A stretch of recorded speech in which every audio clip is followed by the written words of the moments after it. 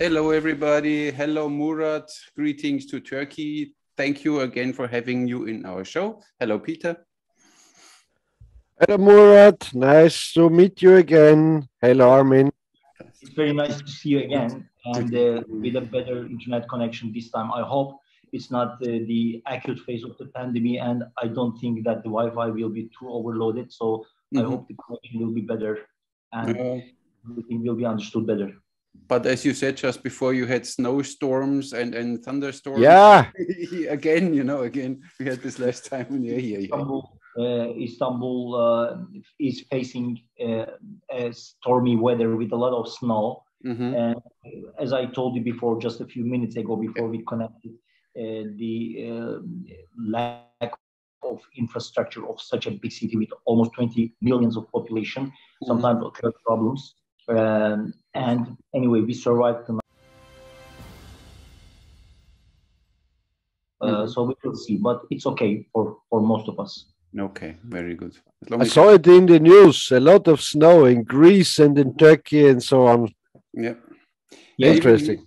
Even here in Malta, we had the coldest night. I live here since 9 years, and the first time we had only 7 degrees in the morning. Normally, it rarely goes under 10 degrees. Cold for Malta, isn't it? It's cold for Malta. It's really cold. But it is said that such a stormy snowfall didn't happen since 1942 in Istanbul. Okay, wow. The climate is generally mild, although we see snow almost every year, but it was quite extraordinary. You know, that's climate change. Yeah, most probably. Yeah.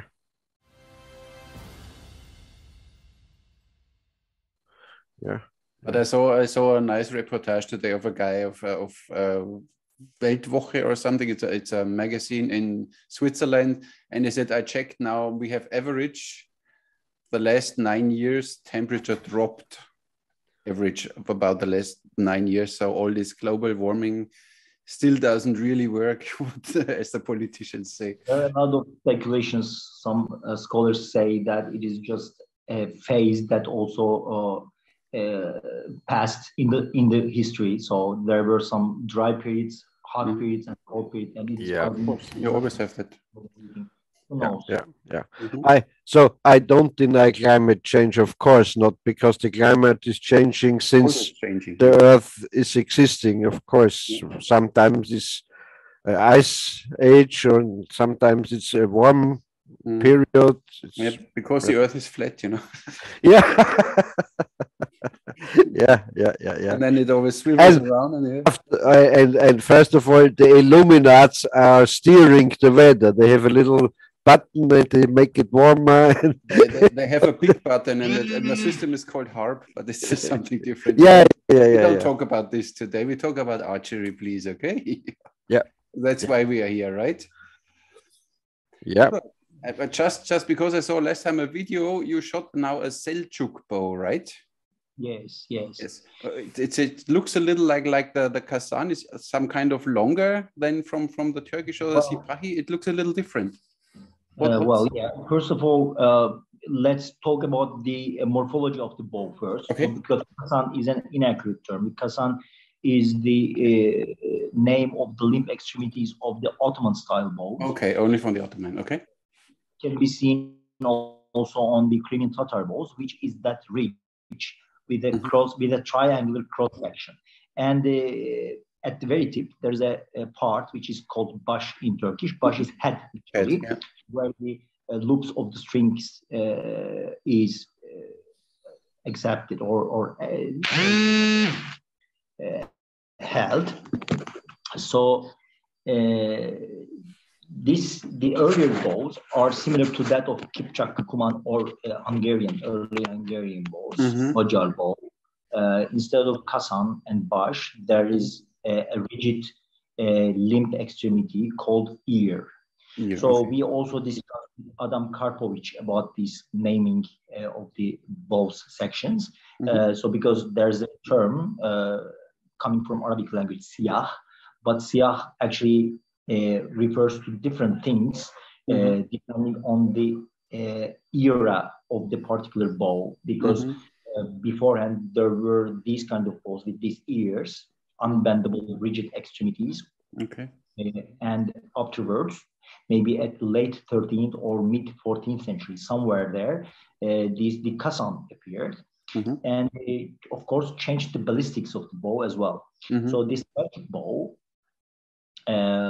belongs to that earlier bows as for the morphology, similar to that of the Magyar bows, for example. And unfortunately, there isn't any remained example. So that's why Selçuk, our member, whose name is also Selçuk, so he was named after the founder of this dynasty. So Selçuk is still a boy's name in modern Turkey. So Selçuk developed this Selçuk bow, and by following the miniatures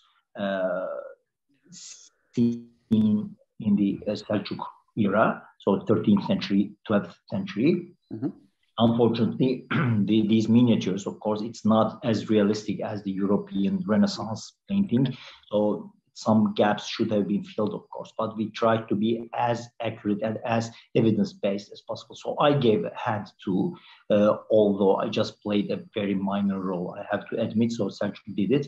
And then he was so careful, which I really appreciated, that he gave some prototypes to some of us to be used, in fact, to torture. We really tortured the balls. We shot light arrows, like Majora arrows, for example. It's a laminated bolt. It's not a very good idea to go very low in arrow mass, but we did.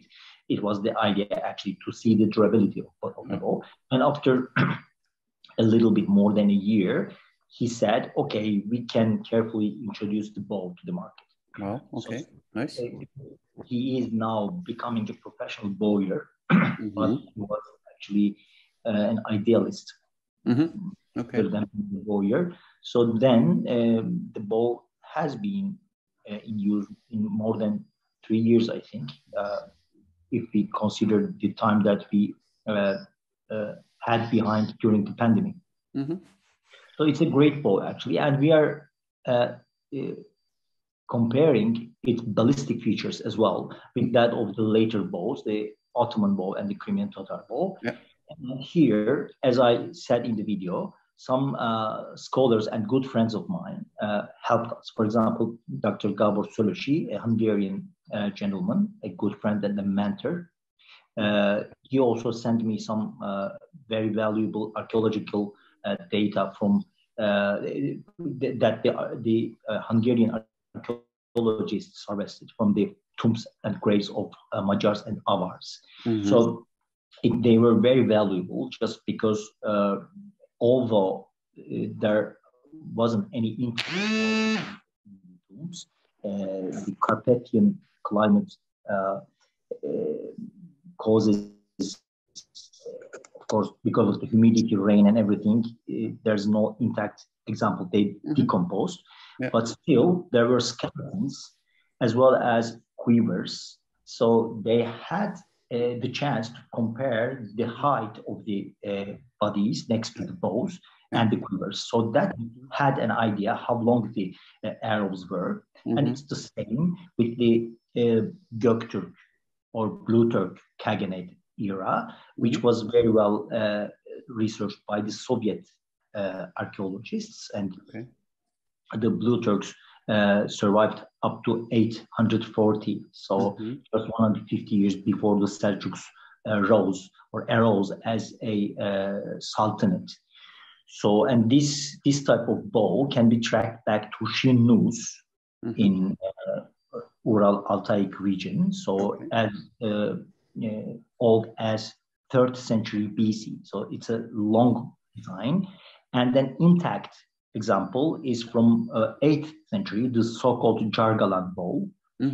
Heard of it. And yes, and another very good a big chance that I have in my hand is thanks to Adam Karpovic. Again, as I said in the video, he actually made 2 replicas of this Jargalan bow, and one of them was kindly shipped by him to me. So I have the bow here, 80-something pounder. By following the dimensions of the originals found in the archaeological excavations, the bow came out to be 80 plus, 90 plus pounds of weight. Yep. And all these data together makes a bow that is quite durable, maybe not as fast as the later Ottoman and Crimean Tatar bows, but very durable and is energy efficient with heavier arrows. That's what heavy arrows and longer draws. Okay. This has not been confirmed by the research of the Hungarian enthusiasts like Gabor Solosi, because they didn't draw the bow long. In fact, they unfortunately tested it with shorter draws, but longer draw plus a heavy arrow make the bow approach the energy efficiency levels of the later bows. So I think it's a theory, of course, but further research may confirm that. It shows that these bows had similar energy transfer capabilities if they're drawn long and heavier arrows are shot. Of course, it will shorten the distance of combat, but it is okay because they all were mounted, or almost all were mounted, because there are the famous Orhun inscriptions, the earliest known example of the Turkish language and alphabet. There, it is mentioned that 1/3 of the army consisted of pedestrians or infantry. All the others, 2/3, were mounted. So most of them were mounted, and on a mount, on a horse, you can adjust the distance between you and the enemy. So a heavier arrow and a deep trajectory may not be a big disadvantage. So anyway, we are still searching the stuff. But it was a good start. Yes, and if you ask my opinion, it is also a very important and unfortunately underestimated era. Again, because of the political reasons. I don't want to get into politics too much. No. We never do that. Oh, I like it. Anyway, but of course, because of conjunctural reasons, this era is a little bit underestimated or ignored, while the Ottoman period is much more emphasized. But the Seljuk era is very important in terms of being a transitional period from the pagan time to the Islamic time. Sorry, and this is the Seljuk area, Seljuk time. Yes, it is from 1040 to approximately the late 13th century. Okay. The bow, as I said, has been tested by 2 or 3 Tirandaz members, including me. I also shot one for years, and I have now the second one for bow hunting purposes, just because the bow is provided with a yellowish, brownish back, which is reflecting the light in low light conditions, even in low light conditions. So that's why I requested such to make one for me with black fiberglass backing. So it's a great bow. And just for curiosity, I checked the bow's kinetic energy by using a heavy arrow, not that heavy, in fact, because in testing we went up to 14 grain per pound. But in hunting, I would not use such a very heavy bow in case I would need to shoot at a slightly longer distance. So with, I think, 11 grain per pound or so, the bow, it's a 55-pound bow, by the way, reached 38 to 40 foot-pound of energy, which is the given minimum for black bear and wild boar, which is quite good, very good. In fact, hunters can reach with compound bows. Interesting. So for such a, let's say, earlier, yes? It's close to a longbow. It sounds, it's close to a long, it's close the performance of a longbow. Well, you mean longbow or a longer bow? Which one? Longbow. He speaks about the hill style. A straight limbed bow. But I'm just picking on you. Anyway, so yes, and it was a first, in fact. So I'm very proud of that too, that we actually could a member of us actually could do that. Yeah. And now some other important lawyers, for example, like Lucas Navalny, is also introducing a new prototype of a Selçuk I bow. saw it. He finished the design already. In 2 weeks he is ready. Well, but of course, it does not underestimate his skill and talent. He's a great guy, not only as a bowler, as an archer. He's an excellent archer too. I have been together with him in Poland in some competitions. His accuracy is unbelievable. So a great guy as well. So I am really happy that people knows more and more about the Turkey culture other than the Ottomans. So it's good. You know why? Because of course, I don't want to look chauvinistic, but it is important to write the history correct. But I am reading the English literature. And if it comes to the Crusader era, it is all about these Saracens, okay? The Crusaders fought the Saracens. But the Saracens, there's no such a homogeneous folk called Saracens. So, of course, the Christianity and Islam were two camps, fought each other. But these Saracens were different in terms of their races, in terms of their languages, in terms of their other customs. And the first encounter of the Crusaders was the Turks, the Selçukians. So it is very important. We wrote an article together with Niels Visser, a Dutch friend of mine, for a magazine, Medieval Warfare. It is being published in Holland, in the Netherlands. And it was really good. We wrote it together based on another previous article of mine about Selçuk archery. And I highlighted that once again. So it is not about, as I said, being chauvinistic, but being accurate. Exactly, that's all about, And all what is mentioned about, let me close the window. Maybe you can hear the voice as well. Problem. Crowded, noisy city.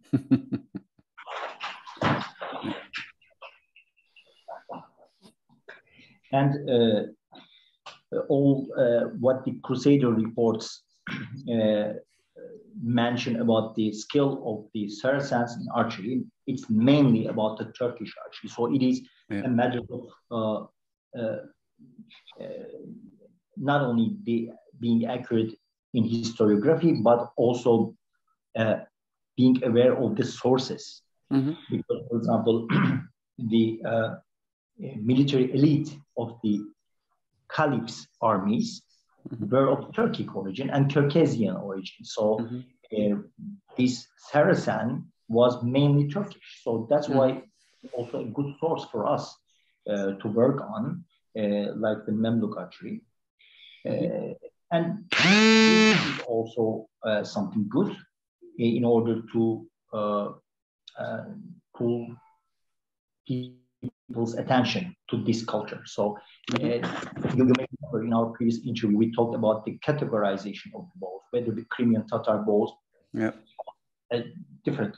They are not. They are the bows of the Turkish bow family. So it's the same for Memluk. And are there a lot of findings? You hear me? We hear you, yeah. Are there a lot of findings of these Selçuk bows? Are there lots of... No, unfortunately not. The problem is,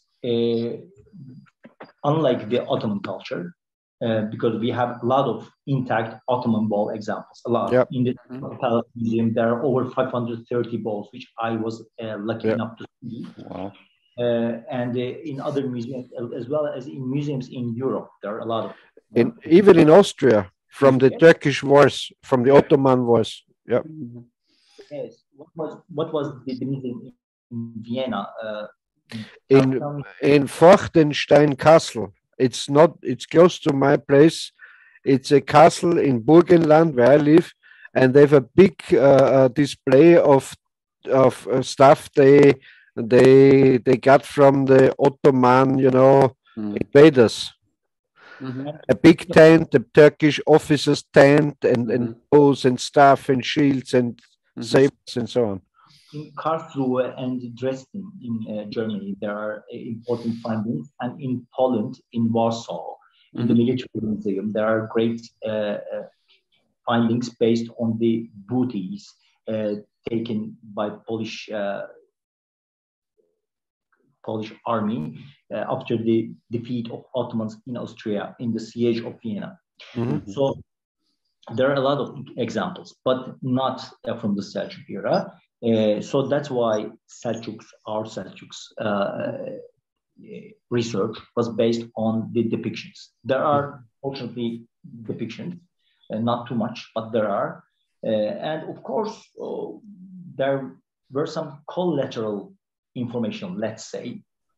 For example, I am referring to the Hungarian bows, for example, because they are the same type of bows as for the cultural identity. When they came to the Carpathian Basin, the Seljuks came towards Anatolia, almost to the north of India, which was ruled by another Turkish dynasty at that time, Ghaznavids. So they are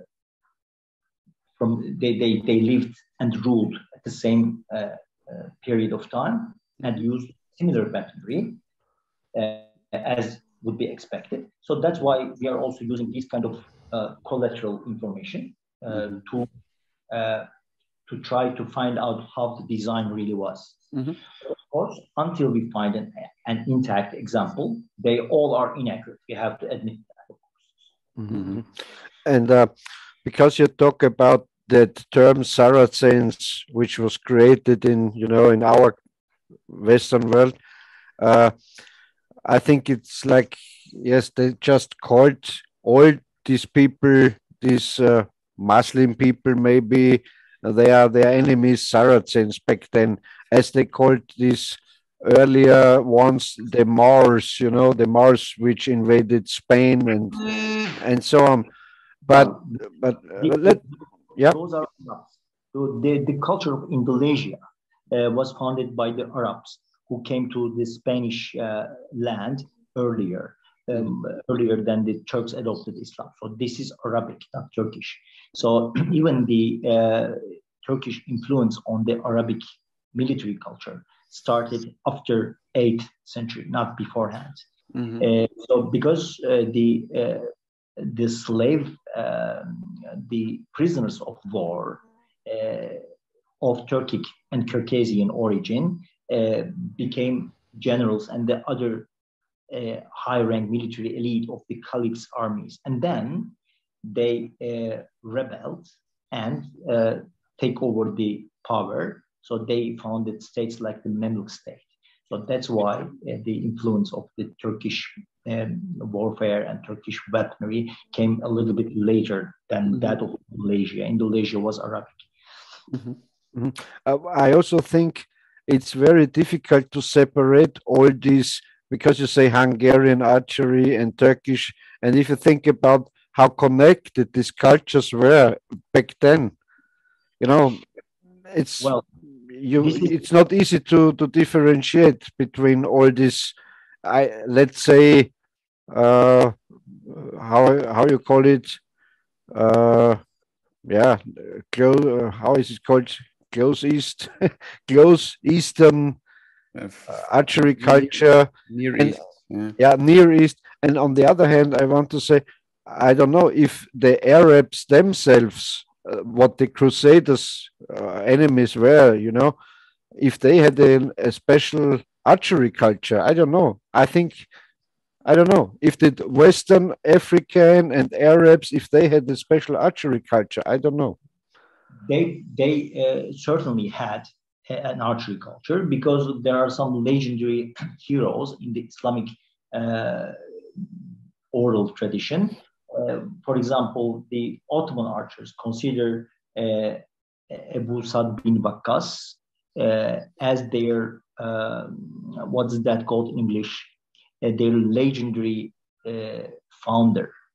Actually, because the archers were considered to be a profession, and each and all profession had a legendary leader, a founder. And the Ottoman archers, although they originated from Inner Asia, and in fact their archery culture wasn't something to do with the Islamic culture, but they somehow put a new dress on their older culture with their new religion. So that's why this legendary founder of the profession of archery was Abu Sa'd bin Waqqas, who is reportedly a very successful archer and a brother-in-arm of the Prophet Muhammad. And according to the legend, in one of the early wars Muhammad fought, one of the arrows that Sa'd bin Waqqas shot could have not been found after the war, after the battle.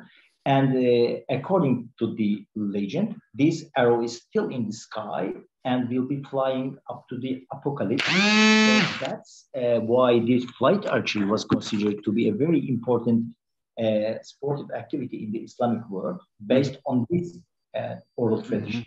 Interesting. Yes, very, very good. Of course, these kind of oral traditions, legends, tales are also very, how to say, brilliant, attractive. They are accurate. It's discussable. For example, a friend of us, a very important Tirendaz member, Harun Deniz, recently released an article that we published on our website. Unfortunately, it is in Turkish for now, but we are planning to publish it with an English translation. Great. It is about the roots of flight shooting. And although there is such an Islamic dress, let's say, the origins can be found in the Inner Asia and in the cosmology of the old religion. So the bow was like the dome of sky, and the string was like the ground where people live. And under the ground, there is the underworld, the world that we live, and the sky where the deities or the good spirits. So, for example, the shaman is the individual, is the person who can travel between these worlds, and shaman uses two tools during these trips. One of them is drum, the other one is a bow. So therefore, bow has a religious meaning, and shooting an arrow in the sky has a meaning too, because in this old animist religion, there were a lot of deities, but the chief of these deities, let's say the chief god of the Pantheon, sky god, Gök Tanrı, or Kök Tengri, as it was called, or it was pronounced in old times. Now we say Gök Tanrı, it was pronounced Kök Tengri. It's just changed in the last 1,000 years. So because the chief god of the Pantheon was considered to be the sky of God, shooting an arrow to the sky was important, or that shaman's spirit was shot into the sky with the bow he was using as a ritual object. Was also important. So that's why the flight archery has probably different roots before Islam. Although it's not very easy to talk about such things, it is actually something to be considered, to focus on, to really understand the absolute truth, let's say. You get a lot of messages. Look at this. These are all his girlfriends. Yeah. Calling in. Murat, where are you? Murat, where are you? We miss you. We miss you. Now we don't hear you. We don't hear you. You can't hear me? No, now we hear you. Now it's okay. Yeah. Can you? Yeah. Okay. With these jokes, you're gonna make my wife kill me. Oh. Yeah. We're only joking. No, the female followers, let's say, all these interested in Ottoman history and so on. Murat, I have a question, and like to ask you about your opinion, because in the past we talked about it.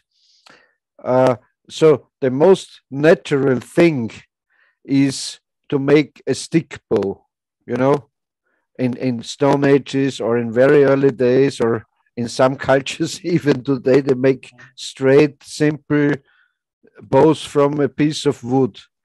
And it's also the most affordable bow, you know. It's you don't need a lot of work, a lot of sinew and horn and stuff and so on.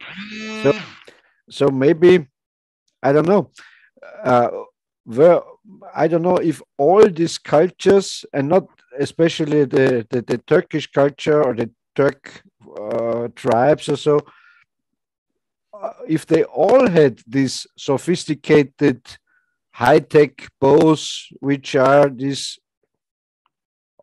Asiatic style bows, I like to call them.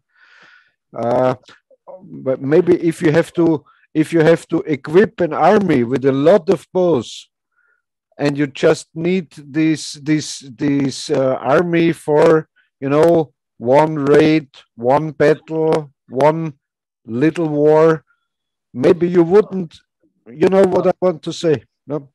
Well, in fact, in our previous interview, we also discussed about that. For example, you said that a bow would be more convenient in a semi-desert or steppe.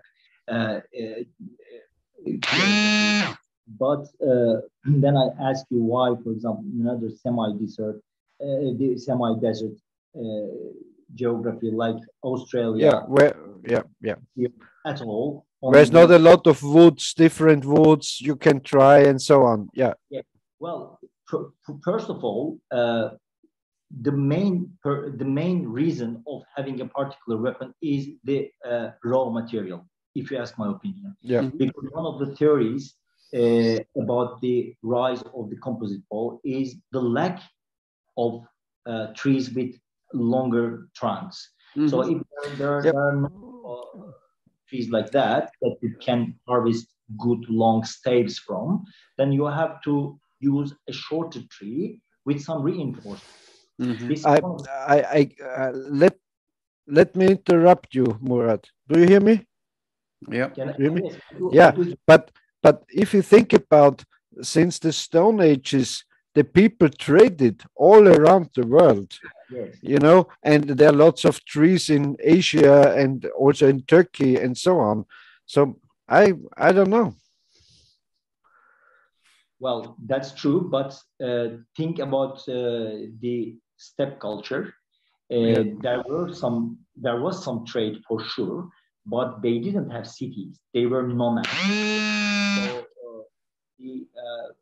the concept of trade was different too. They were on the way of Silk Road, of course. There has been always trade, but it is not in the same concept because they were mobile all the time. They were moving.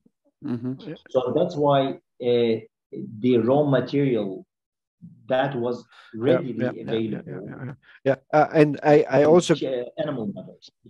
And I can imagine, if you can, let's say, making bows out of nothing, you are not depending on the other cultures and tribes to make trade. So you can say, okay, we have no trees, but we can make nice bows without trading. So we are independent. Yeah, that's an. Well, of course the Mongols would have been able to trade some staves, no, you know, some wood stuff. For example, the Mongols. It may be possible. So why they actually preferred having some sophisticated bows, it's a mystery. But its past can be tracked back to the 3rd millennium BC. Yeah. Yes, the first warriors with the composite bow and war chariots. The horses were not evolved yet to be able to carry a man because they were smaller, a little bit larger than a dog. So the horses were smaller.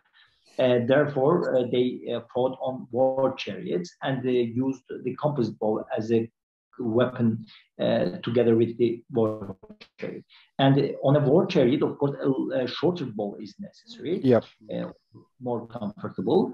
But again, these are just theories. So, but I always believe that preference on a bow is usually a cultural thing, but the raw material also played a role in a geography in which the trade is not the same that we have now. Because later, in the era of Seljuks, for example, they bought the bows from Syria. Syria was among their one of their counties, so they ruled Syria as well. But during the era that the Seljuk dynasty ruled Anatolia only, because the great Seljuk Empire ruled Syria, Iraq, Iran, a very larger geography. But then later, the Anatolia, Asia Minor, was ruled by the same dynasty. And in this era, they bought their bows from Syria. So this is what you say. So the raw material as well as the finished weapon can be imported, could be imported. They did, but not in this earlier era, as far as I know, just because they were mobile, no cities, nothing, they were not settled. So because of this mobile lifestyle, they had to use the ready material, the available material, and because they were herders, they already had animal matters. So sinew and horn, they had quite much. So and shorter trees. Yes. And even if you think about the North American or the American Indians, in some places they had longbows, like the Cherokee and so on. They're living in wood, in forest areas, and the Plains Indians had also kind of horned and sinew-backed bows and so on, because these were these steppe warriors, and the other ones were living in a tree country. So that's true. Yeah. And something to do with the climate too. Good example in America, because America is a big continent with different climate. So yes, well, it is not very important, very easy actually to have undiscussable conclusions about why a particular weapon was preferred. For example, I tell you something. For example, a English longbow was used much later. So the technology of composite bow existed long before, but they didn't prefer that. We could not claim that they didn't know that, because at least the Crusaders, they saw the technology, but they did not adopt that. Maybe because of cultural reasons, because they didn't need it, because their warfare was based on defensive use of the bow, unlike the Eastern world, in which the bow was used in offensive tactics. That's one reason why I brought this up, because if you think about the English longbow, it's a very simple, easy to make weapon, very cheap to make. And an Asiatic or Turkish or Ottoman or, is a very high tech, sophisticated piece of weaponry. So it's, in my opinion, if I have the trees, if I have the woods, it's much cheaper. And it, like I know it, Murat, war is always about money. If you can supply enough men with weaponry, so you can do a raid or an attack or a war or so on. So it's the same today. If you have a cheaper produced, submachine gun, like in World War II, the first time they milled it out of full steel blocks, these submachine pistols, guns, and later then it was just folded tin. So because it was cheaper, like the Kalashnikov or so on. And it was the same back then. Yes. And that was, I thought, it's a very expensive thing, that kind of Ottoman or. That's right. Well, during the steppe era, before the Turks settled down, it is it may be because of the availability of the material, as I said. But later in the Ottoman period, there is an article that I wrote together with Mr. Shinasi Acar, and we also introduced that. I mean, I gave a lecture in one of the festivals in Korea years ago. It was about the court report up to the death of the report. And in his workshop, there were some bows that the court decided on their value so that they will be sold and the money will be given to to his wife and the others and to the state as well. So in this article, we discussed about two types of bows found in the workshop of this lawyer. One of them was called Egyptian bow, Yay-i Mısri, with the old Ottoman term, and a Tatar bow. And the Tatar bow we thought was the Crimean Tatar bow because we know that they were manufactured and used in Ottoman capital Istanbul. So it was a preferred bow because it was easier to use with its longer length. Has similar features like the Ottoman bow, but longer. Mm-hmm. So anyway, the other bow, Yay-i Mısri, was much more cheaper. I mean, the court stated prices for these bows, sixfold cheaper or something like that. So we thought that the Tatar bow, probably a Crimean Tatar bow, was a composite bow, while the other bow, this Egyptian bow, was a wooden bow, a self bow. Mm-hmm. So therefore, we wrote this article, which can be read on our website, tirendaz.com, with the title of Possible Use of Self Bows in the Ottomans. So the Ottomans might have used self bows or sinew-backed bows, because even if you don't put the horn to the belly side of the bow, both the production cost as well as the time would be reduced. So it is also possible. And I also found some evidence that some sinew-backed bows could have been used in the army, but I don't have strong evidence or rigid proof for that, because there is a bow called Cheka Yayı or Chaka Yayı among the bows sent to a castle in Hungary, or to a battle between the Ottomans and Hungary, maybe Mohacs. It's 1521-26. So I talked to the professor who had read the original documents in the Ottoman archive, and I asked him how the word exactly was, this chaka or chega or whatever, because the sinew glue is also called chega in Ottoman Turkish. So that's why there may be some sinew relation on this bow, which can directly be a referral to a sinew-back bow. But the evidence is so poor, really so poor. But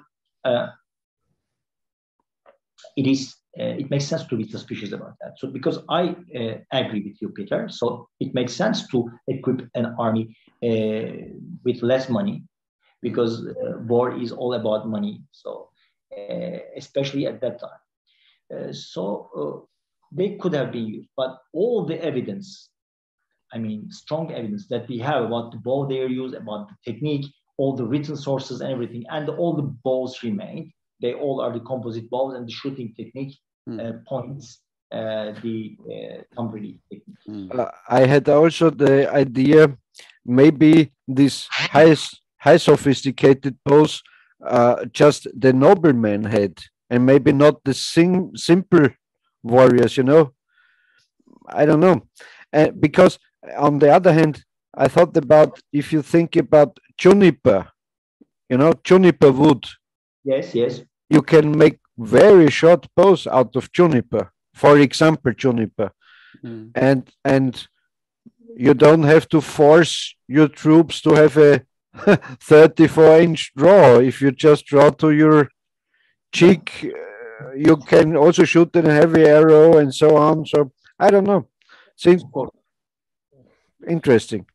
And think about that. If our theory about the availability of the material is correct, then in Anatolia, there were different types of woods, trees, I mean. So that's why in the Ottoman era, different types of bows, including self bows or sinew-back bows, might have been used. So we don't know that yet. But it is actually something we can discuss. And you know, I like to interrupt you once more, because I think if these were very expensive and nice bows, you know, this composite bows, they kept them, and maybe the cheaper ones you wouldn't find them anymore, because you know they were not as expensive and not as displayable as and so on. We don't know. I don't know.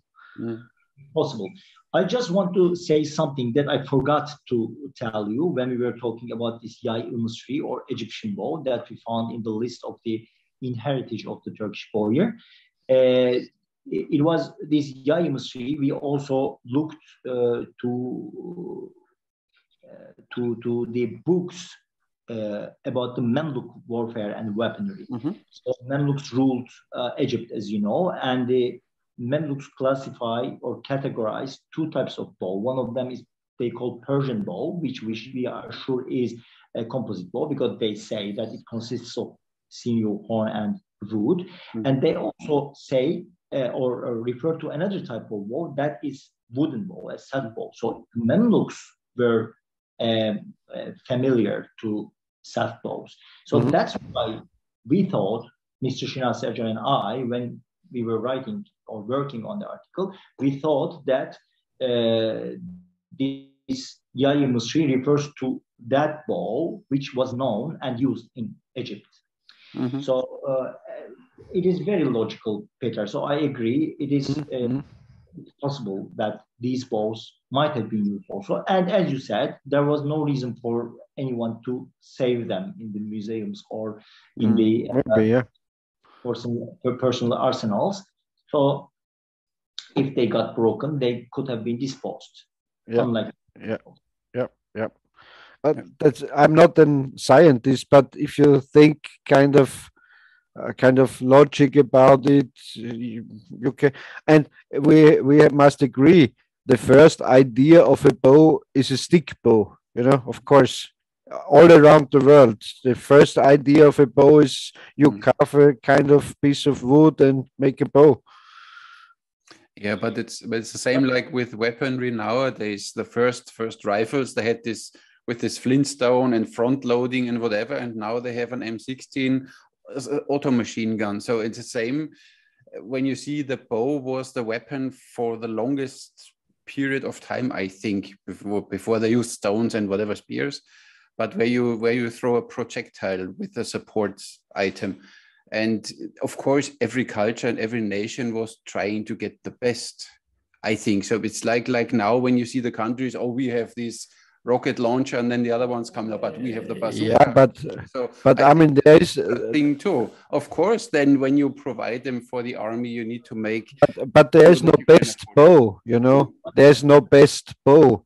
Every nice working bow is equal to the other bow. But you always look for what the material you have, you make the best out of it. And when you have horn and sinew at your disposal more than you have wood, of course you use this and you make the best out of it. And it has still a reason why these bows have this shape like this. They are shorter, easier to maneuver.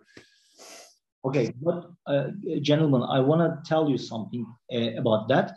Okay, every army, every state, every leader would like to have the best weapon, you said, Armin, but it's not the case all the time. I'll give you a very interesting, well, why? First of all, because the tactical use of a weapon is much more important than the weapon itself. You don't win with the weapon. Yes.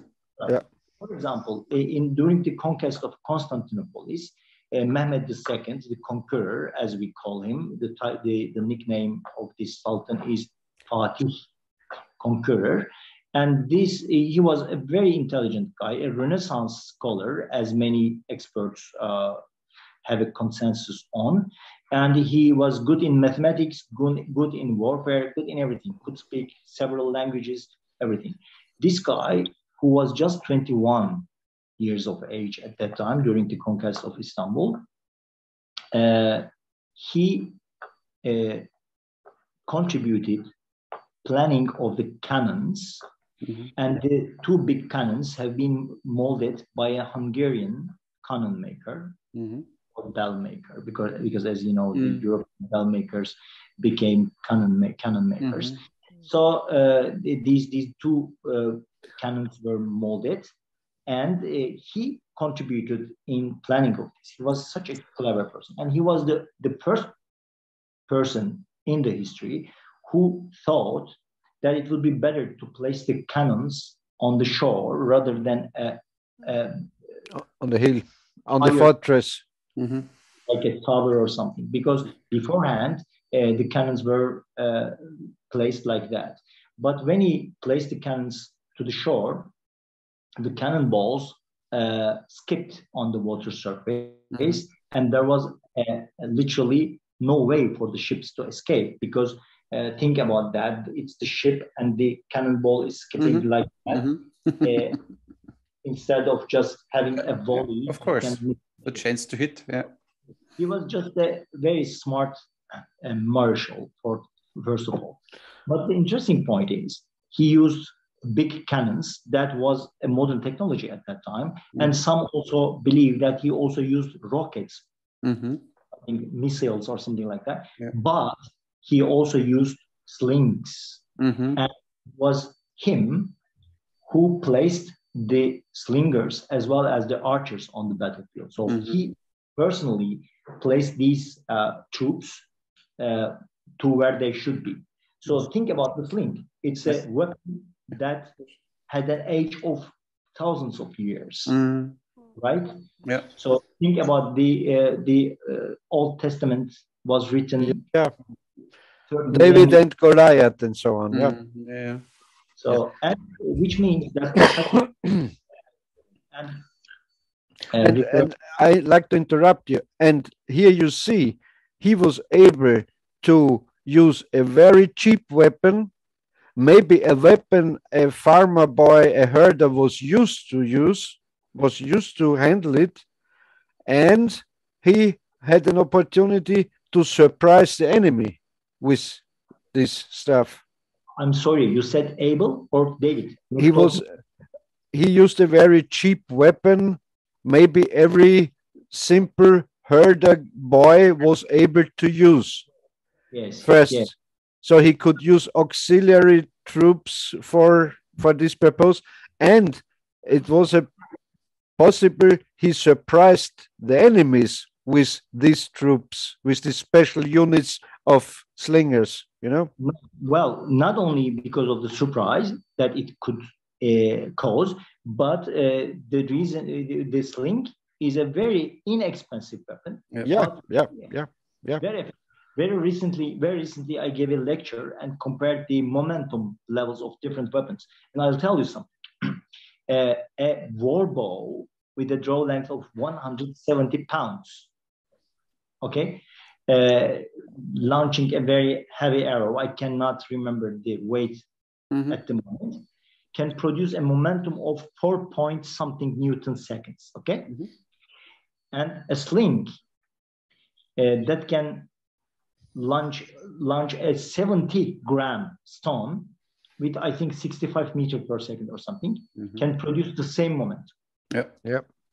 And do you know what a 9mm parabellum cartridge generates as for momentum? It's just 2.8 Newton seconds. So if it comes to the efficiency of the weapon, the primitive weapon is not necessarily less efficient. It's not. So the tactical use may be so well adjusted or planned that it may be as efficient as a modern weapon.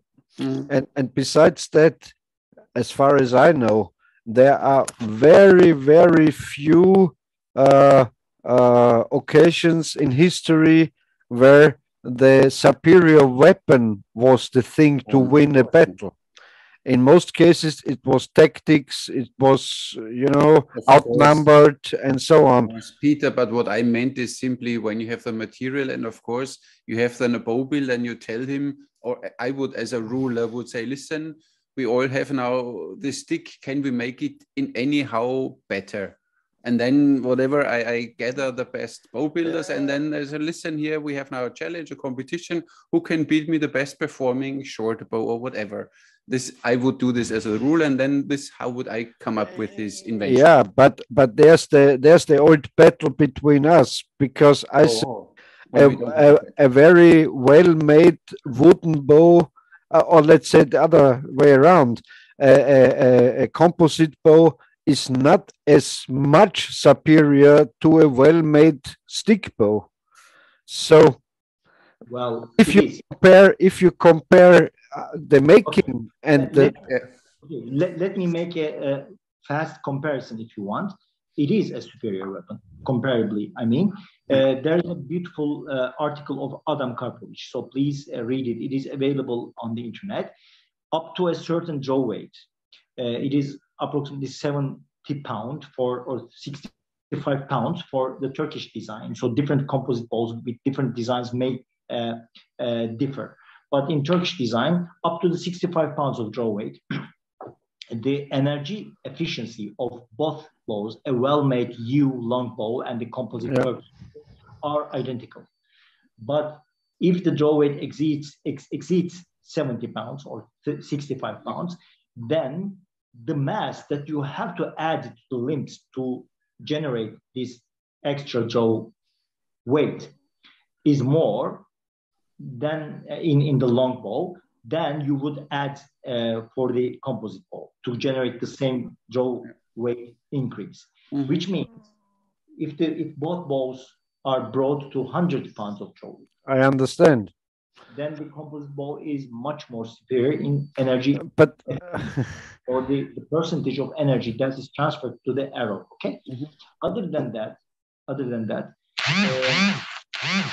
press-trained limbs, I mean the reflex, causes an energy storage more than that a straight limbed bow in the earlier stages of the draw.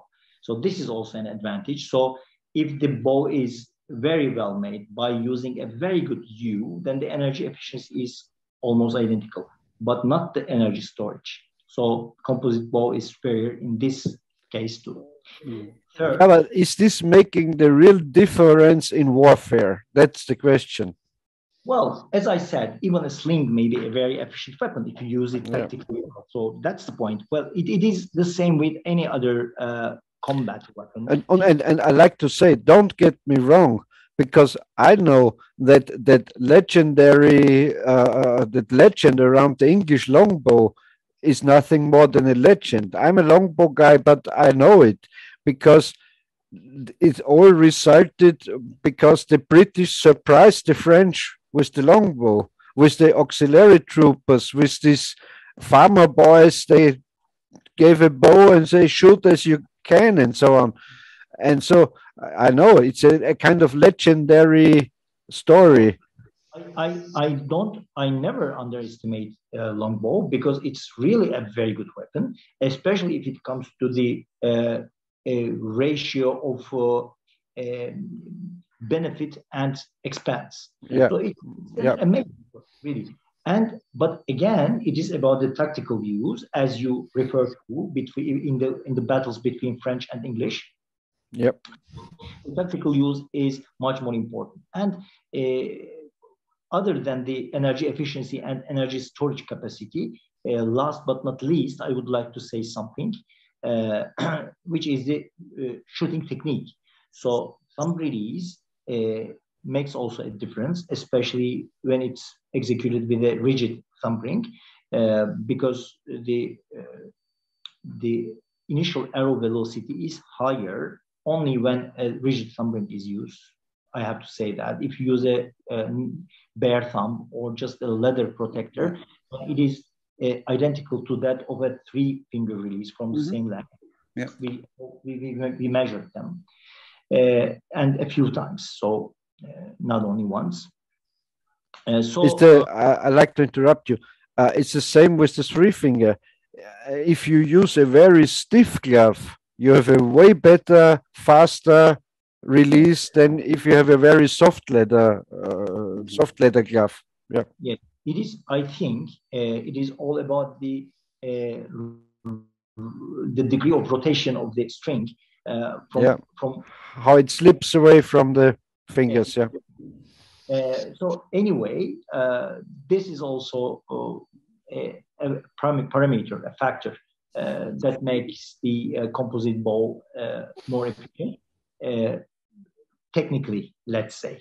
But from a tactical point of view, as you say, a very primitive weapon may be very effective, very efficient. Yeah. So it is the same for any other combat weapon. So there are some very shallow comparisons on the internet.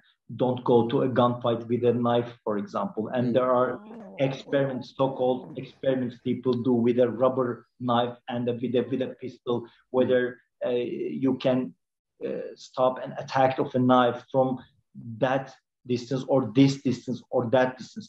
These all of these are quatsch, as German said. So yes. But I saw a video on YouTube.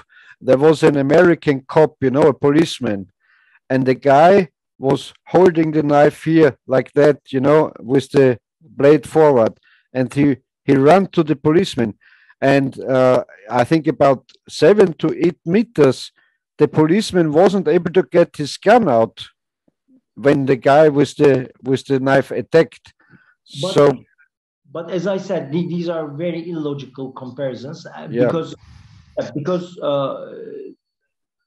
a faster gunfighter could have done that, or a slower knife fighter. Yeah. If you compare a bad gunfight and a good knife fighter, of course, yeah. But I like to say one more thing. I agree with everything, but if you say there's much stored energy or there's this and that, if this makes the difference, I don't know. Well, it is about this, Peter. For example, you are a hunter tool. I know that. For example, think about these terminal shots if it comes to any weapon, okay? For example, if you shoot someone with a 30-pound bow in the heart, there's no way for him or her to survive, right? Yeah. But when it comes to terminal shots, then the more energy your weapon has, the better the result will be. So that's something like that. So I believe that the tactical use is much more important. So how do you use the weapon on the battlefield? So the tactic or the commanding of the troops or the forces is much more important. But of course, it is quite entertaining to discuss all the... Yeah, of course. My weapon bites yours, your weapon bites mine, like these kind of things. Of course.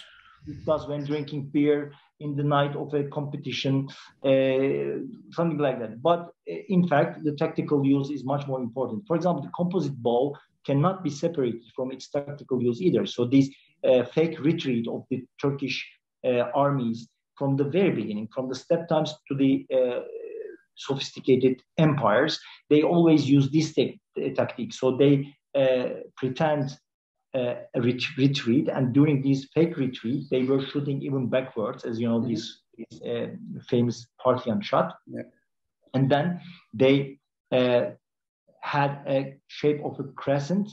Then with the fake retreat, they got the enemy in and then surrounded it and destroyed, terminated. Yeah. So it is, and they did it so well. For example, I give you an example from the Selçuk era.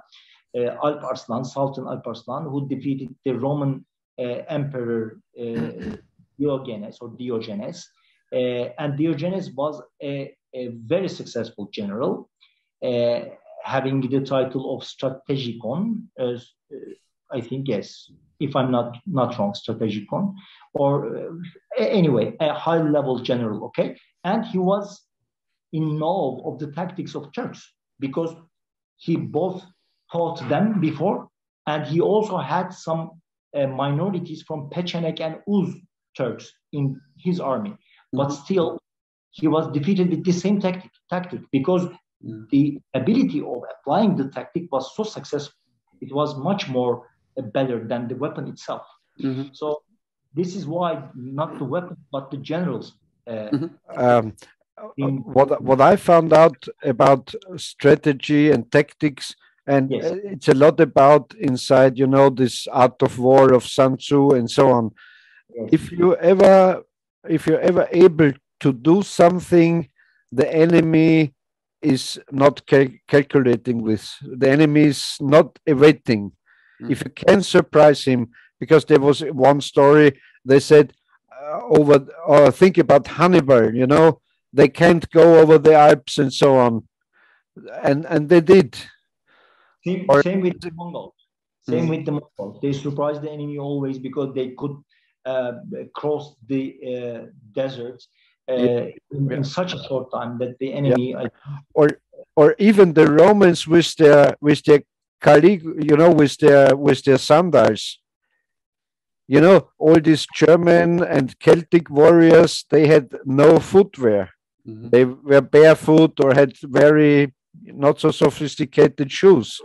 And the Roman, you know, the Roman soldiers, they had very nice, so they could march on, and they could surprise with their high, how is it called? High speed of walking and so on. I interrupted you, but I want to ask you one more thing.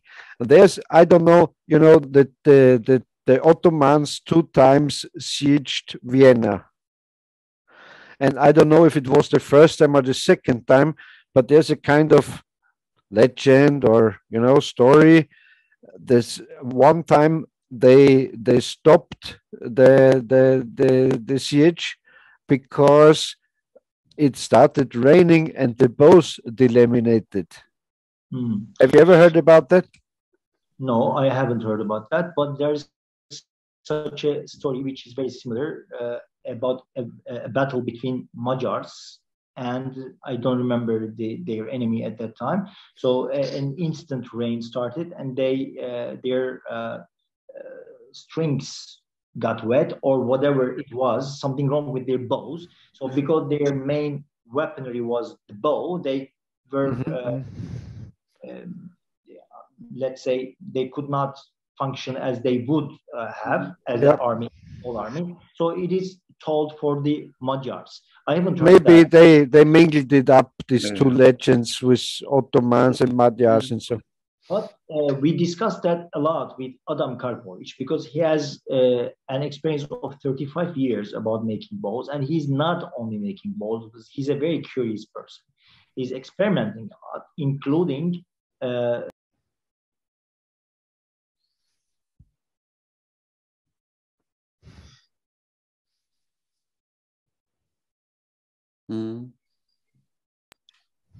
Now you're back. Can you hear me? Yeah. You, yes. Yeah. So, I don't know why, but the phone interrupted immediately. Could you get visual data?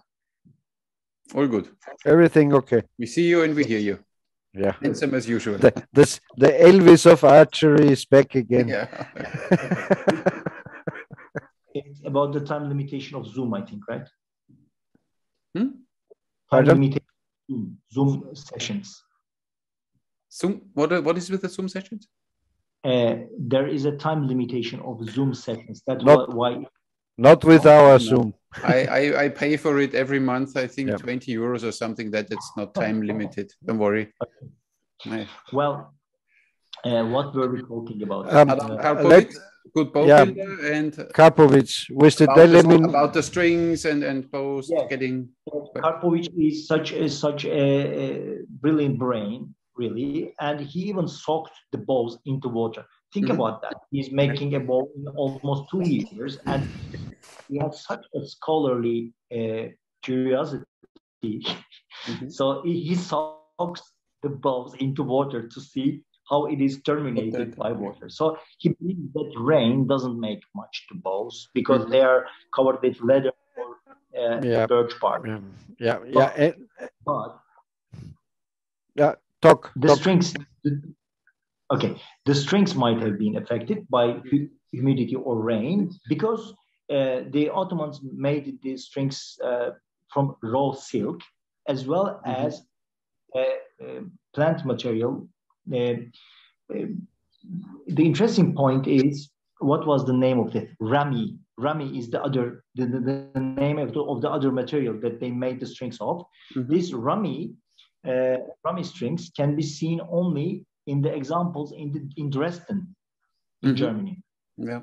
So, in one of the articles of mine, which recently was translated to Japanese language as well, we had a Japanese member who was an Ottoman historian, a PhD student at that time, now a PhD, came to Turkey for 2 years and he participated in Tirandas. It was a great chance for us too, because he was a really brilliant young man. And Iku Nagashima is his name. Iku translated this article of mine, which is about the weaknesses and advantages of the Ottoman composite bow on the battlefield, including weather conditions. So how the bow behaved during bad weather. So thanks to Adam Karpovich, he really helped me a lot based on his experimentation, like this, soaking that into water, etc.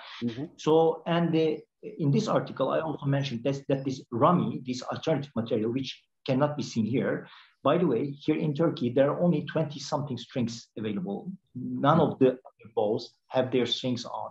There are 20-something strings in Topkapı Palace Museum's collection, which I measured and examined, by the way.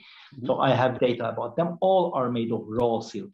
So why other material was used in the bows, now saved in the European museums? I thought that Rami may be a little bit more resistant in humid weather, which is confirmed by the technical data. Rami is not only resistant, but also even tougher if it gets. So in these earlier legends about the bows of Magyars, for example, if they made their strings from sinew, then their strings might have sucked.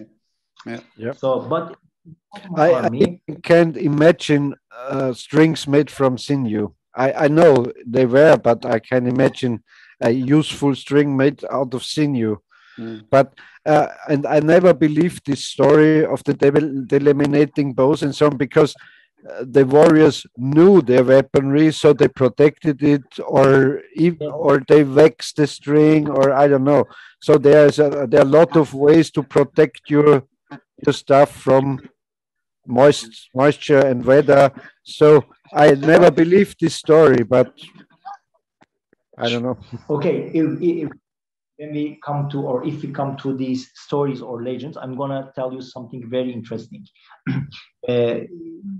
Maybe you know that the totem animal of Turks, of ancient Turks, is wolf. Have you ever heard about that? I don't get you now. Say it once more, please. Okay. One of the totem animals of ancient pre-Islamic was wolf.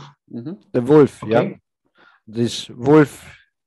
Yes, exactly. Many Turanists do this hand gesture, referring to a wolf head, which I don't like. It's very dogmatic, but anyway, so you can't change people's minds. It's an old symbol. It's like the swastika. It's an old symbol, but it was misused. Well, yes. And it is mainly because of the legend of creation of Turks. The legendary ancestors of Turks have been guided by a wolf from where lived as slaves. So they melted a mountain. Probably it refers to their metallurgical know-how, because they've always been good in metallurgy. They were good metal hand forgers. They made metal objects, weapons, etc. And then they followed a wolf and got out of where they were. It was somewhere surrounded by mountains where they got lost and lived there for generations. This is something like that, a legend, okay? Mm. And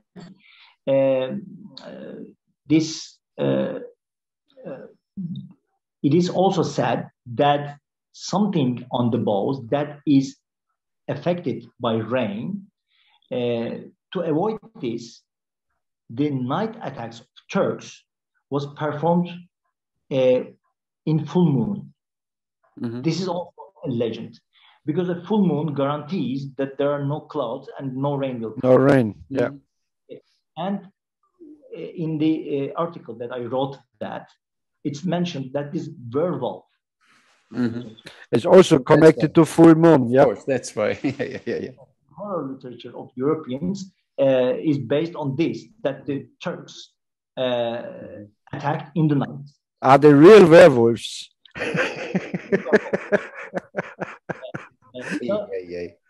It was also, again, with no scientific evidence. But, a legend. Yes. But every legend always has a little bit of truth in it. And if you think it's also connected to that Roman legend of Romulus and Remus, with the they built Rome, yeah. Exactly. There's also some researchers who believe that there is some connection between the early Turks and the Etruscs. So yeah. And they don't know where Romulus and Remus came from, no? Maybe they were Turks too. Yeah. I see. You know, the Murat is a very big patriot. I see, but I like it. Me? Yeah, of course. No, in fact, of course, I am a patriot, but I'm not a chauvinistic person. I can say that for sure. And I'm really against. I'm really against these pan-Turkist theories, because there are some people who will claim that everyone is originated from the Turkic race. So it is unbelievable. Some people claim that. But maybe, who knows? Who knows? No. Yeah. It is, of course, a big lie, but I have to say that the world's history cannot be written without mentioning the name of Turks. This is true. That's true. Like Saracen is never. very inaccurate. And you know, if you think about the stories in the Bible where the Garden of Eden, where the origin of life was, it was in this area, in Syria, in Mesopotamia, in all that area, and where the Turks originally came from, I don't know. Where did Noah's Ark end up? You know, on the mountain Ararat? In Turkey, on the best place around in Turkey. Of course. Well, it is very interesting. A Hungarian friend of mine made a joke and said that some Hungarians believe that even Adam and Eve are Hungarians. So there are, of course, Adam could be, but you know, but I like to say something. At the moment, I'm reading an interesting book. It is a novel about World War I, and the backstory is true. So not the events are all true, but the core of the story is true. And if you think about today's politics, it is very interesting, because the story of the book is the German Kaiser Wilhelm, you know? Wilhelm II, yes. Yeah, William II. He wanted the Ottoman Empire to join him in World War I. At the beginning of the war, they weren't connected allies, but some days later, let's say like that. And the German supplied an expedition. The guy, his name was Niedermeyer, a German guy, with some Austrians and Germans and so on. And they had the plan, like Lawrence, you know, in Arabia did, to make a kind of Islamic revolution against the English. to make a jihad against the English. So they sent these expeditions they were in Istanbul. And so I'm sure if you do a little research, you find something about it. And their goal was Afghanistan. So they wanted to connect all these Islam people to fight the English. Very interesting story.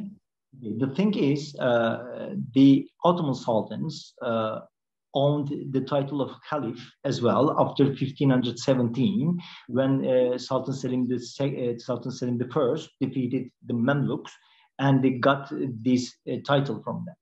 But this title has not been used efficiently, especially in the First World War. A very good proof is the Arabian Peninsula, right? Okay, the Arabs not only betrayed the Ottomans under the commandment of the English, but such plans of the alliance of German Empire and the Ottoman Empire didn't work either.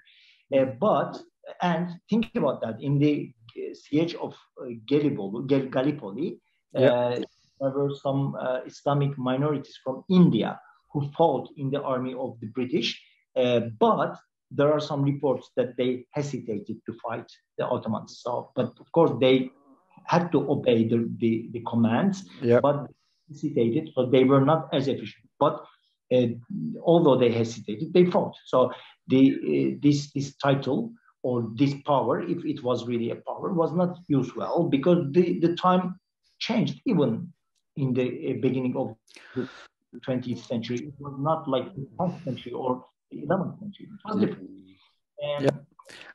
I also always like to mention this, because nowadays they always talk about Muslims are hating Christians and opposite, and so, and in history that's not true.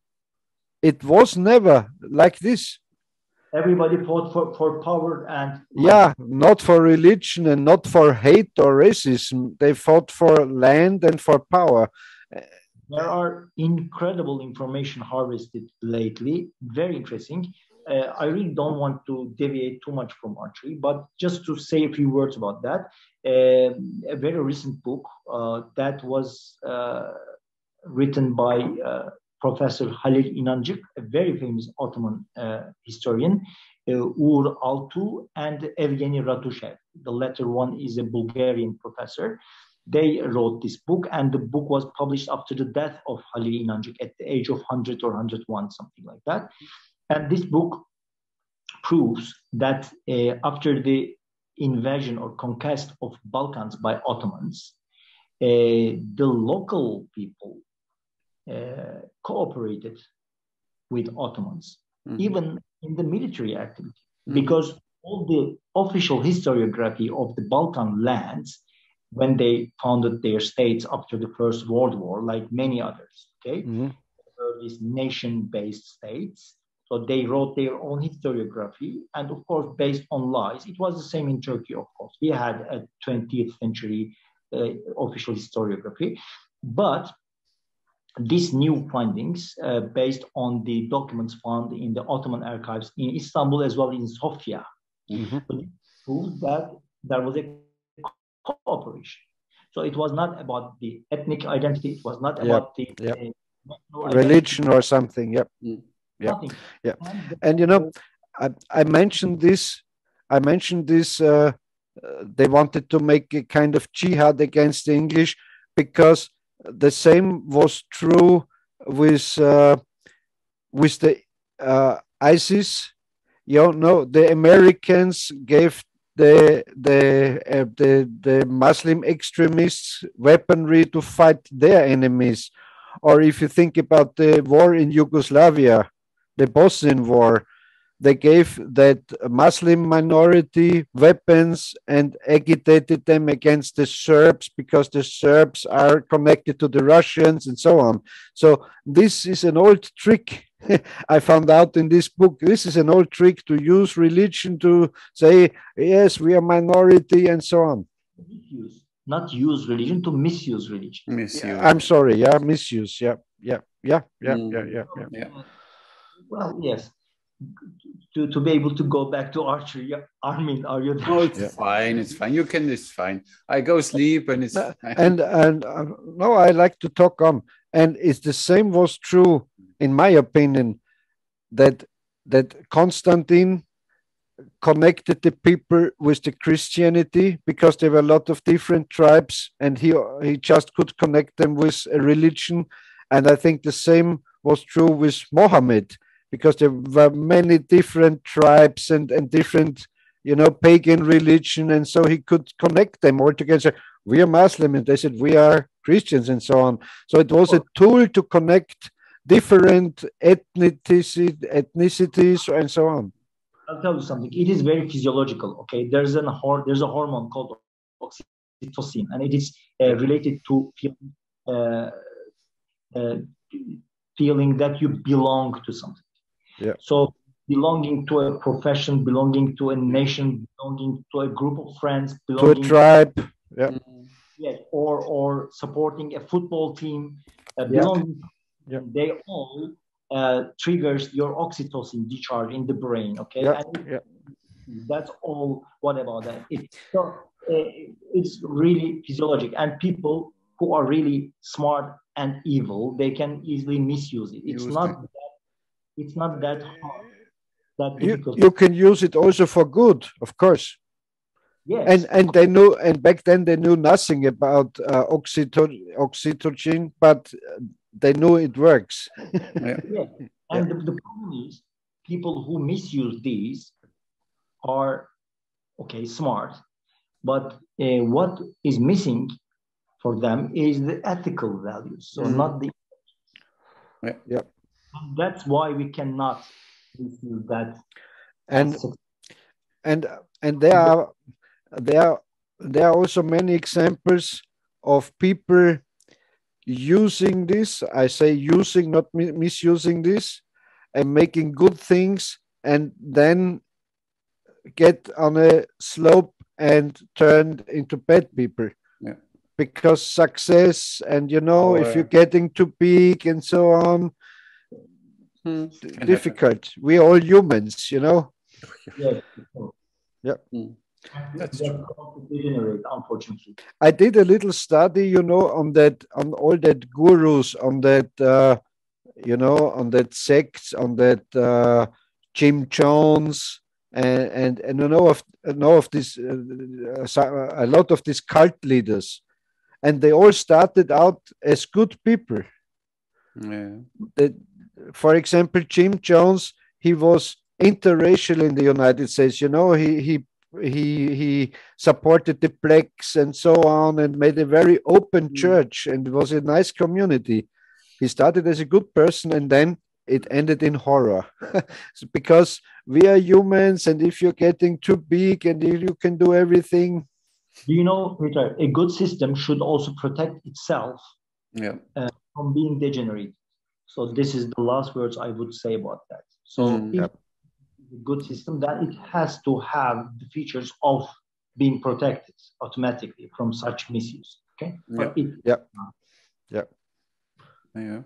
But once you have the right people in your misused, then it's fine. Like nowadays, media and politicians, then it's fine. Then you're not protected at all. And I mean, you see today, sometimes it goes very slow. So you won't detect this. You won't see it. And when you recognize it, it's too late. Yeah. No, even if some people tell you in the beginning what is going to happen, but you don't want to see it. But as you said, it's a Frankfurter Schule, or what did you say? That it happens in the schools and in the universities? Yeah, the Frankfurt School, in the 1920s, this kind of Marxist guys and so on. And they said, we don't make a revolution, we make the slow march through the institutions. Like Angela Merkel. She destroyed the German Conservative Party. She turned it into leftist. And she officially hated this party, but it was useful for her. So well, left and right is differently defined in different countries as well. Sometimes I am speaking with my Hungarian friends, for example, there, because of their past, the left wing is defined completely different.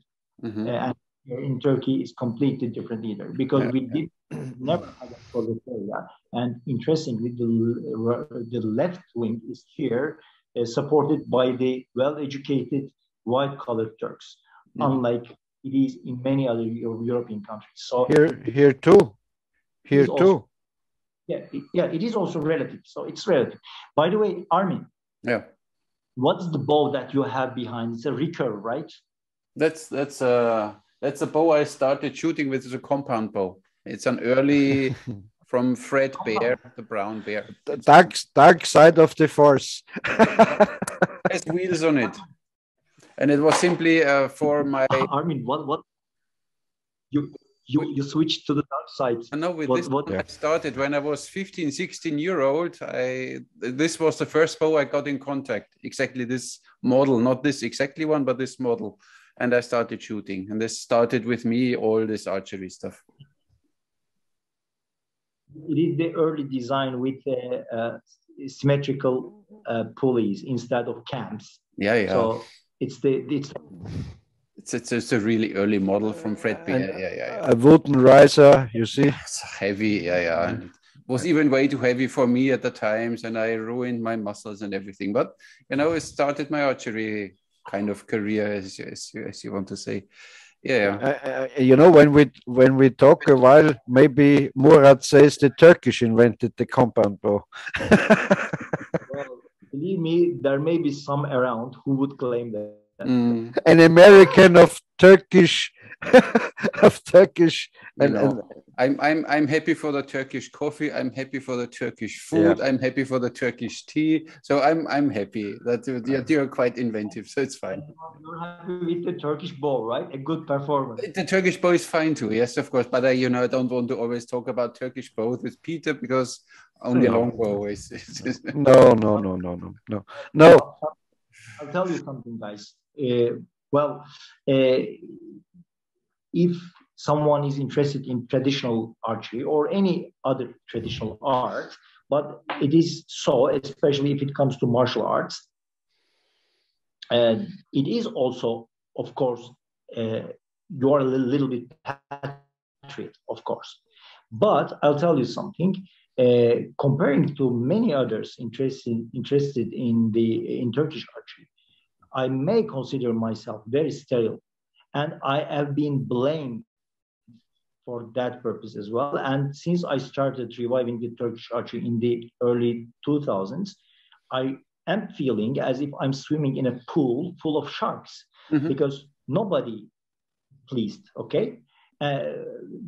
Some think that I am an infidel, while some others think that I'm a fundamentalist Islamist. So nobody can be pleased. So that's what I can say. I'm quite sterile compared to many others. But of course, dealing with these traditional things really moves something inside. Okay, plays the string of our hearts. Yeah, is that right? Murat, I'm sorry, I'm in talk. No, I only want to say yes, I understand. Murat, I'd like to say something. I think, for example, for an Austrian, it's hard to be a kind of patriot Pardon? You hear me? I can't hear you. I can't hear you. Now you hear me? You hear me? Yes, I can hear you now. Can you repeat? Yes, I can. Can you repeat? For example, for an Austrian like I am, it's very hard to be a kind of archery patriot, because we have no archery tradition here. So it's easier for a Turk to be a kind of Turkish archery patriot. Yeah. But I want to say, you are not an extremist or a kind of absolute patriot, because I like to talk to you, because you know why? Because you're, in my opinion, you're searching for the truth, and so am I. And so I don't say the English longbow is the best one, okay, you say the Turkish bow is the best one, but that doesn't matter. You know, if I have a good argument against your theories, you discuss it with me and say, oh, maybe, and that's I don't know. I like to know everything with history and how it became and so on, and that's not patriotic. I see you are a kind of historian, and you're proud of your heritage, and that's okay. That's absolutely okay, and that should be allowed and not looked bad about the person. Oh, he's a patriot. Yes, he's a patriot, and that's good. It's my opinion. Yeah. And regarding the best bow, it's the same like what is the best knife. And it always depends. It depends what you use it for. If you want to cut a tomato, you don't take a kukri knife as example. But if you want to behead a goat, you might want to have it. It always depends. And the same with the bow too. And what is the best gun? Yeah, exactly. For what? Yeah. It's a personal preference. For example, technically, it is not possible to really identify the traditional archery as traditional archery. If you look at the traditional archery of the America, North America, because it's based on some bow technology based on 70s or something. So their traditional bows are nothing to do with real traditional bows. But, Murat, we said it before in shows. You know, the term traditional archery just came into life with the compound bow. Yeah. When they invented the compound bow in the United States, the recurve and longbow archers said, "We are traditional archers, and you're not." And so, if we talk about traditional archery, so we could say, okay, all our tribes, the Turkish tribe, the Austrian, and the Germans started with a stick bow. Well, yes. Then in the Stone Ages or somewhere, no? What I'm trying to say is it is not easy, not only to identify which one is the best bow, it is also almost impossible to decide what this or that bow should be called or named. Yeah. So like traditional bow, that and that. As you said, for America, up to 1966, it was the year that the patent of the first compound bow was taken. Yeah. So I said 1970s. In 1970s, as you said, the others who were shooting recurves and longbows came out and said that we are the traditionalists. Yeah. Okay. And what about the Moritz and William Thompson's Witchery of Archery that was written in the late 19th century? They were using English longbows, although their know-how was based on the hunting tradition of the Native Americans, but they preferred the English longbow that had been brought with the English. And just because Dr. Pope was a kind of English longbow enthusiast, and he wrote a nice book about it, so that was the kind of route. Yeah. Witchery of Archery is earlier than Dr. Pope. So because of all these, people like me have the right to be a little bit archery patriot, okay? Because we have some strong, undisputable base, a brilliant part in our culture. So it's the same for Koreans, same for the Japanese, same for the British. Yep, exactly. Again, being evidence-based and objective as much as possible, it's the way it should be. And I am, as I said, acquiring even enemies because I'm behaving that way. Yeah, but these are stupid people. They don't understand what we're talking about, I'm sure.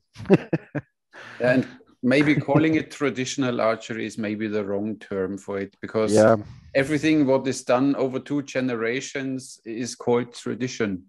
So and if you think modern recurve is nowadays already a traditional, or a compound bow is now 50 years old, so it's a traditional bow.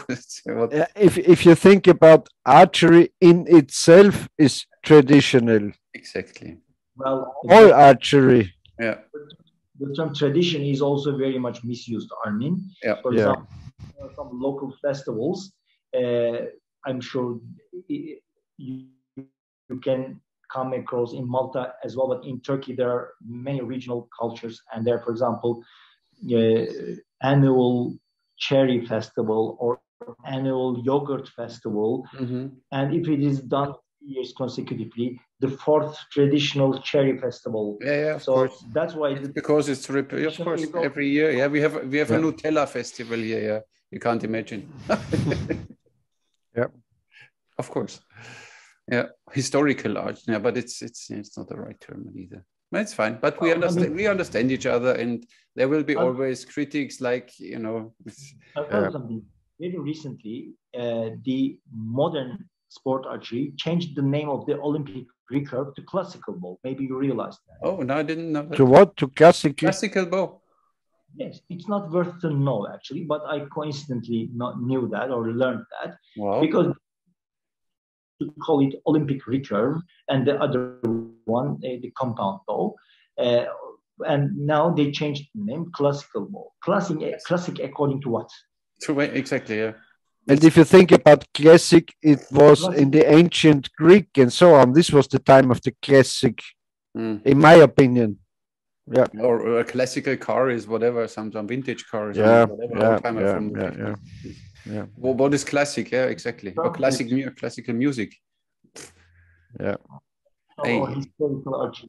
Because there's another term used by the American archery enthusiasts, primitive archery. Yeah. So, pardon? How? Primitive archery. Yeah. And they probably refer to that of traditional archery, at which they use pre-recurve and longbow era. I mean, meaning the modern recurves and longbows with center cut shelves and everything. Yeah. And if they any other bow with no shelves or wooden sinew backed or whatever, they call it primitive archery. So it is also they call it primitive archery and use Dacron strings and plastic nocks on the arrows. I know.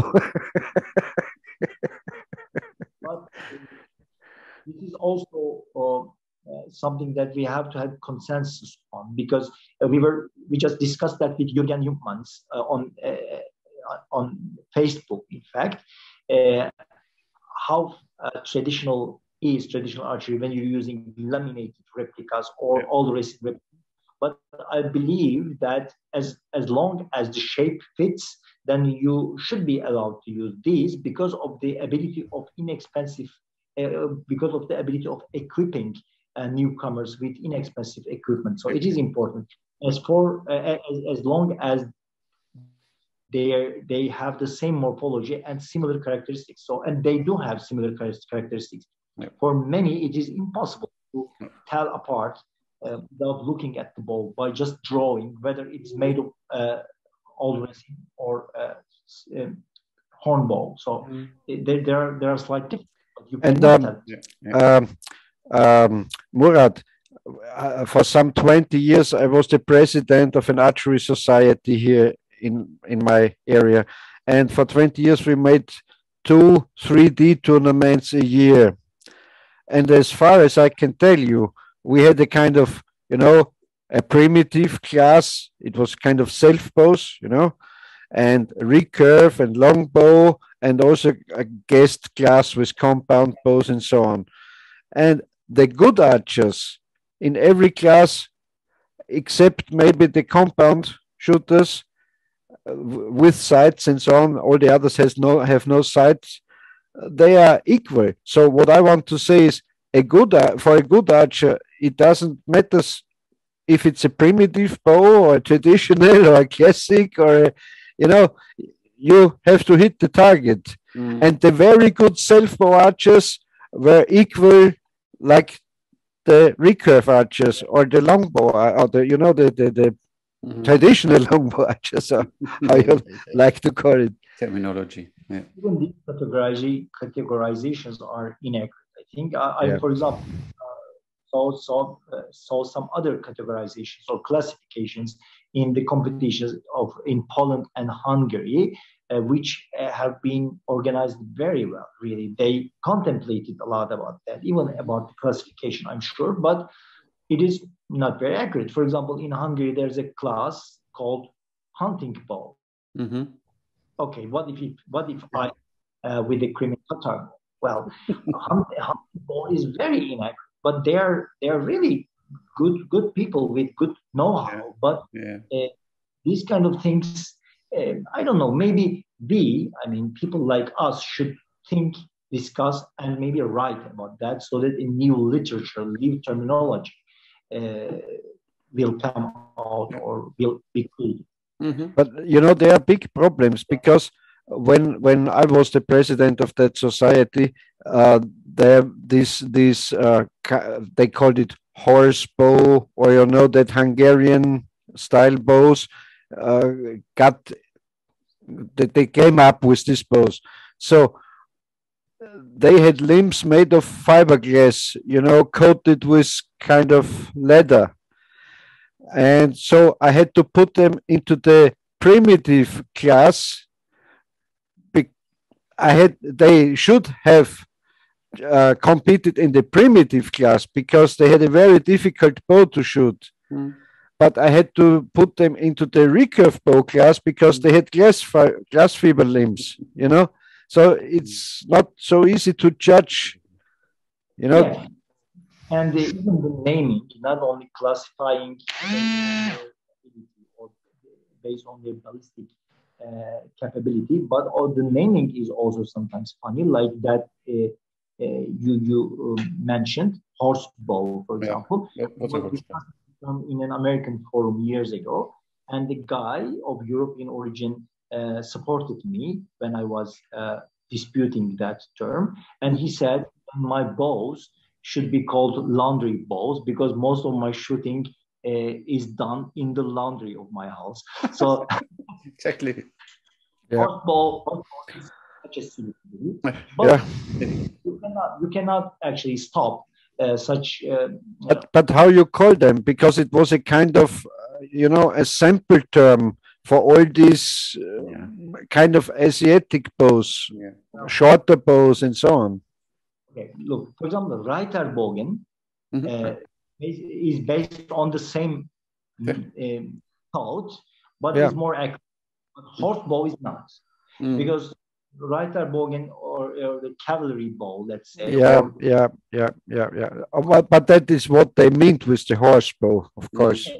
Horse bow is completely illogical and inaccurate. But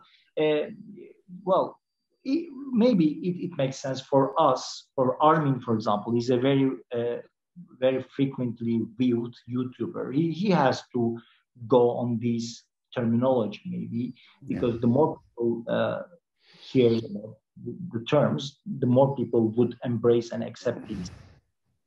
But you would get from, we say in German, from the hundreds into the thousands, because if you say you make a wooden bow class, just self bows, wooden bows.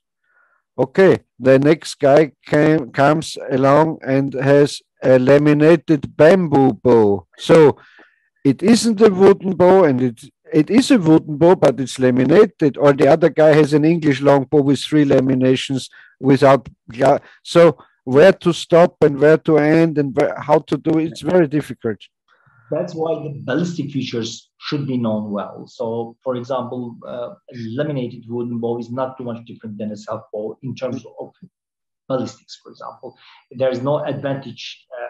But a laminated bamboo bow, it performs like a glass fiber bow, maybe. No, if there is no shelf, for example, only the straight limbed may make a difference. Otherwise, there's no difference. Even a straight limbed CU back bow is not too much different than a straight limbed wooden bow. So these categories should be based on the capability of the bow, whether they provide any extra advantage to the user. So, and even the naming should be based on this. For example, the hunting bow, as the classifies it, doesn't make any sense. They actually refer to that kind of bow with shells.